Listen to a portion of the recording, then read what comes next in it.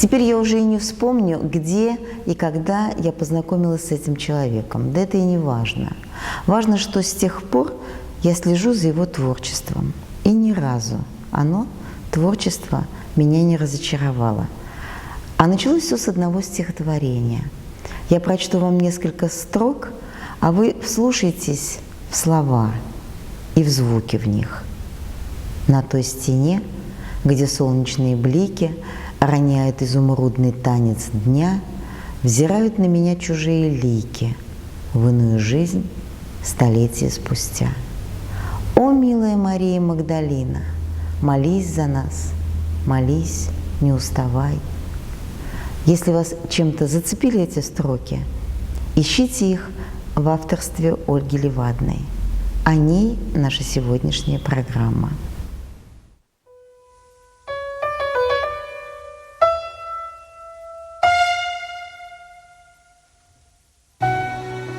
Давным-давно, когда не было интернета, телевизора, радио тоже не было, люди читали книги, писали письма и разговаривали.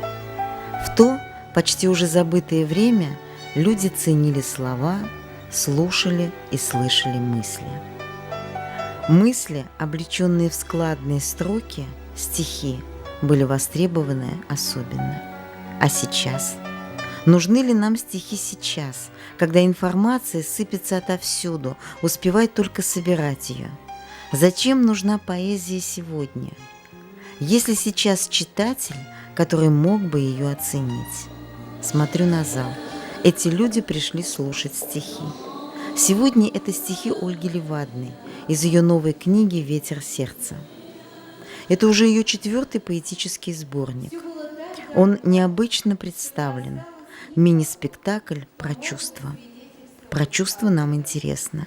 Это свои мы прячем, таим, а чужими интересуемся. Любопытство – одно из средств, которыми мы познаем мир. Мне все едино. Я давно простила. А ты несешь свой крест издалека. Ты мученик, а может быть учитель своей души, живущий без тебя. Я вслед смотрю. Ты рассчитал сегодня, а я не умела никогда. Я ничего не думала о жизни, пока я не посмотрела ей в глаза. Я люблю тебя.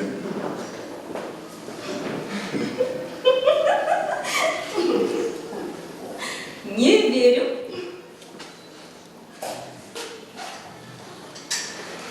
Спасибо.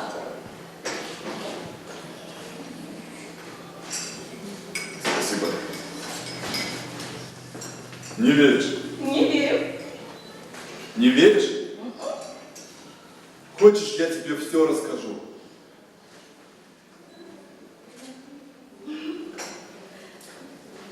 На изломе событий невозможно солгать. Все в движении. Мысли, ощущения, слова. Ни о чем не жалею. Ничего не прошу. Мне легко и свободно в притяжении любви.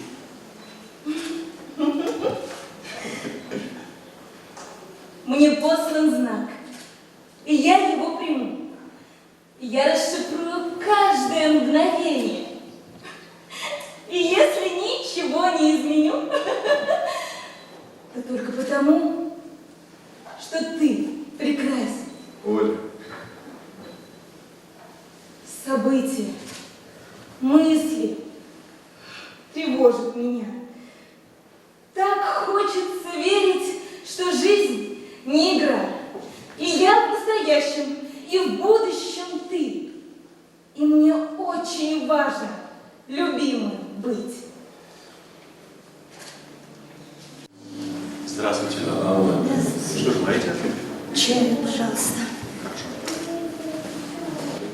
пожалуйста, хоть что-нибудь ответь мне.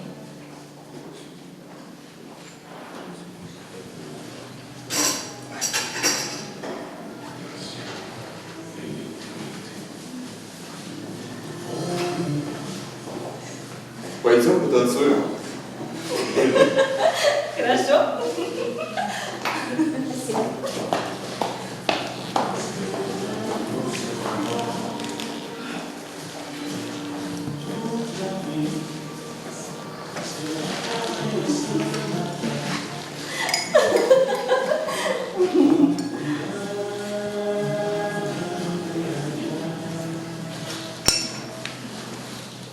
Ты все, что находится вне меня. Ты везде и повсюду. Ты все, без чего невозможно жить ни тебе, ни мне.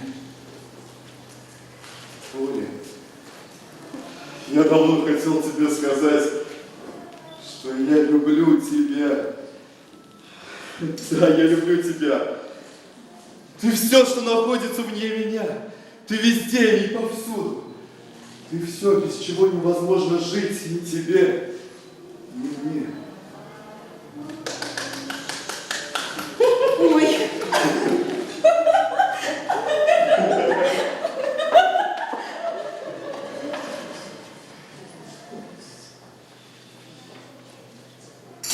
Нас опять возвратили на землю, чтобы заново все пережить. Ты не помнишь, а я вспоминаю. Мне дано это знать и любить.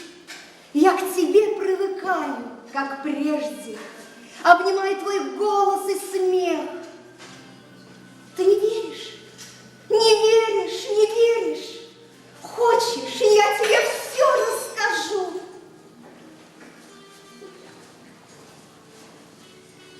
Что я чувствую, когда прикасаюсь к тебе?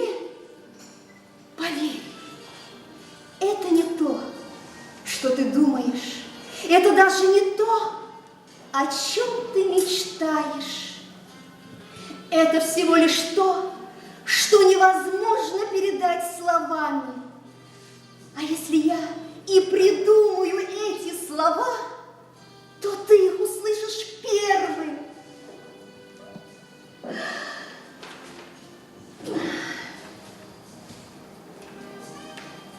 Я так легко простилась с прошлым, в котором не было любви. Могла и раньше, но решиться мне было трудно без тебя. И что же делать? Как иначе? Все предначертано судьбой. Я так легко простилась с прошлым, в котором не было тебя.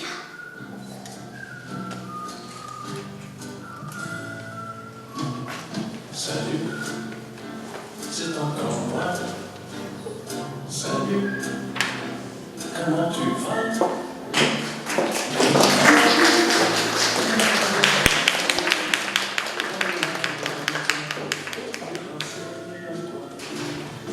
Столпы уходят в небеса, а я прошу тебя остаться, чтобы никто и никогда не помешал рождению счастья.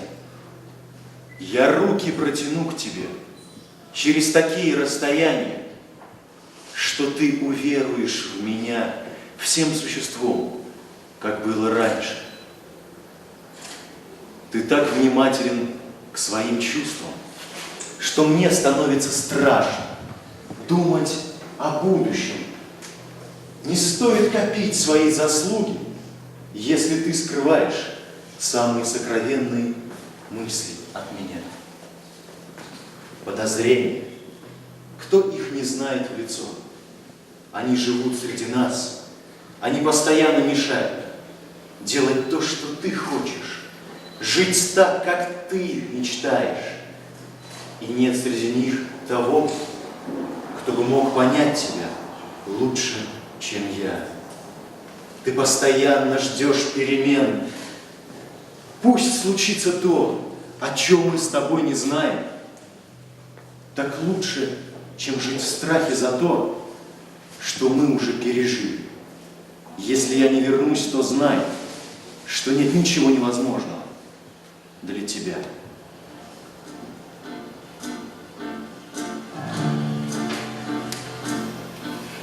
Как ошибался ты, как я превозносила, вслепую шла одна, как по воды, и ничего почти не изменила.